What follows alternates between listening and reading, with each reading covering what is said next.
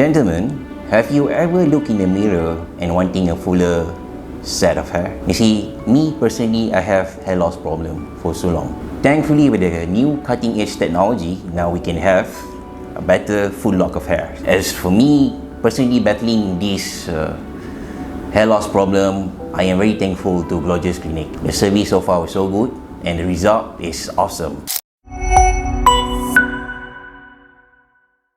Basically, today I just had my hair transplant. It's my first day after the hair transplant, post-op. So far, the journey has been so great. A day before the hair transplant, I actually went to see Datuk for consultation and it was really good. I told him the concern that I had about my receding hairlines. How Datuk just actually managed my donor area was really good. I think this is the most important thing when you are looking for hair transplant clinic, because not all of them are really meticulous in doing that thing.